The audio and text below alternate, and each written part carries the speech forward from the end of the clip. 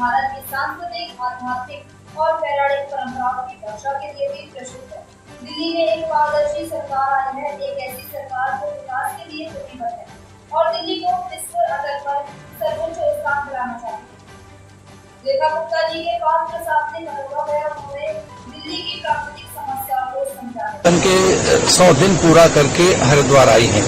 एक ऐसा शासन जिसमें निर्भयता, आर्थिक उन्नयन और सांस्कृतिक आध्यात्मिक मूल्यों का उत्कर्ष वहां दिखाई दिया। दिल्ली में निर्भीकता जगी है, एक पारदर्शी सरकार आई है, एक ऐसी सरकार जो प्रतिबद्ध है विकास के लिए और दिल्ली को विश्व के पटल पर एक उच्चतम स्थान देने के लिए। माननीय रेखा गुप्ता जी के पास एक प्रशासनिक अनुभव है।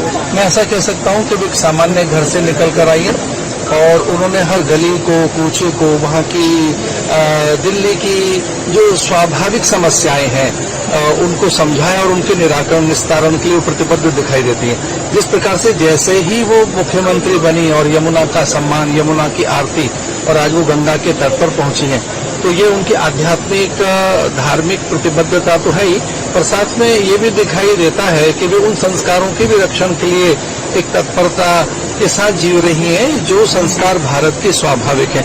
मैं उनके उन्नयन के लिए आदरणीय रेखा गुप्ता जी के माध्यम से दिल्ली में विकास की गति और द्रुत हो और दिल्ली विश्व के मानचित्र पर श्रेष्ठतम दिल्ली, एक ऐसी दिल्ली जहां विकास है और जहां भारत की आध्यात्मिकताएं और एक स्वस्थ लोकतंत्र का जहां मंदिर है संसद, उन सब में एक प्रतिमान वह गढ़ सके, ऐसी उनके लिए मैं शुभकामनाएं करता हूं।